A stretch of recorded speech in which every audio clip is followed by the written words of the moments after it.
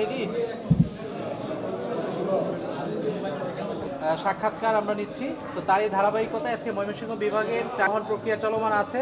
তো এই সাক্ষাৎকার গ্রহণ প্রক্রিয়া আজকে সরাসরি উপস্থিত নিজেদের প্রার্থী হবার যোগ্যতা দিয়ে, নট নারী হিসেবে। আমরা চাই আগামীর বাংলাদেশে সংসদ আওয়ামী লীগকে ফেরত আনানো বা হাসিনাকে ফেরত আসে। আমরা বলি যে এই জেলা কমিটির মধ্যে ত্যাগী নেতাদের প্রাধান্য থাকবে কিনা, যারা জুলাইয়ের তাদের প্রাধান্য আপনারা এই কমিটির মধ্যে রাখবেন কিনা। ধীরে ধীরে পরিসর বৃদ্ধি হয়, এই প্রক্রিয়াটাই বাধাগ্রস্ত হবে।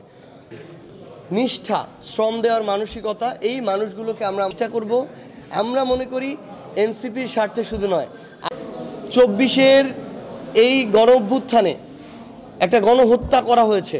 বিডিআর হত্যাকাণ্ড, শাপলা হত্যাকাণ্ড থেকে শুরু করে হাজারে হাজারে গুম খুন বিচার বহির্ভূত হত্যাকাণ্ড করা হয়েছে, যাদের নির্দেশে সেই খুনিরা এই বাংলাদেশের কোনো গণতান্ত্রিক প্রক্রিয়া নির্বাচনে অংশগ্রহণ করতে পারে না। আওয়ামী লীগ এবং তাদের যারা দোসর জাতীয় পার্টি, তাদেরও আগামী নির্বাচনে অংশগ্রহণ করার কোনো অধিকার নেই।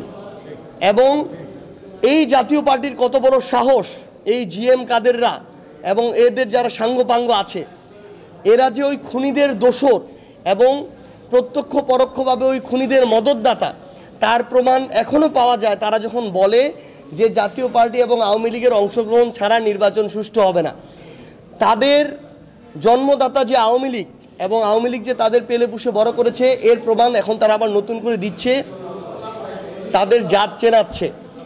এই খুনিদের আগামীর বাংলাদেশের কোনো নির্বাচনে অংশগ্রহণ করার কোনো অধিকার নেই।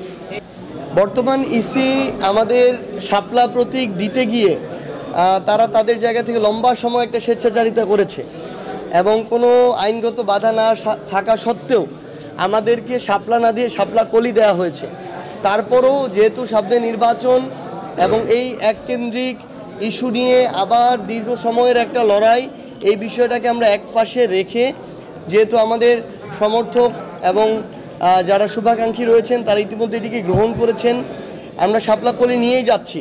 কিন্তু আমরা ইসিকে আমাদের জায়গা থেকে আহ্বান করব, তারা যদি এই একই ধরনের আচরণ আগামীতে করেন, তাদের উপরে কিন্তু আস্থার সংকট তৈরি হবে।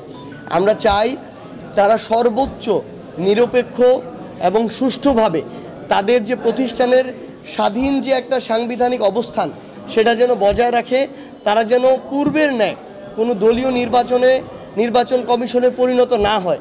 যদি এই রকম তাদের ভিতরকার কারো চিন্তা বা চেষ্টা থাকে, তাহলে তাদের পরিণতি তাদের পূর্বসূরিদের মতোই হবে। এখন পর্যন্ত এনসিপি তাদের জায়গায় 300 আসনে নিজেদের প্রার্থী দেওয়ার জন্য তারা প্রস্তুতি নিচ্ছে, নিজেদের সংগঠনকে শক্তিশালী করার জন্য প্রস্তুতি নিচ্ছে। আমরা মনে করি আমরা যদি আমাদের সংগঠনকে শক্তিশালী করতে পারি, ডিসেম্বরের মধ্যে যদি প্রত্যেকটা ওয়ার্ডে আমাদের আহ্বায়ক কমিটি থাকে, তাহলে আমরা 300 আসনে আমাদের শক্তিশালী আমাদের প্রার্থী দিতে পারবো। আর অ্যালায়েন্সের বিষয়টা তো আলাদা বিষয়।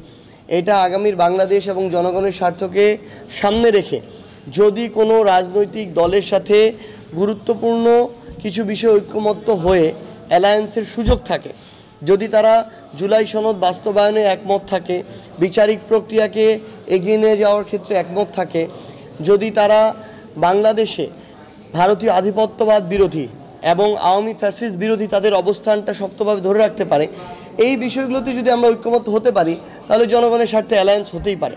তবে এই বিষয়গুলো নিয়ে আলোচনা চলমান, এখন পর্যন্ত কোনো সিদ্ধান্ত হয়।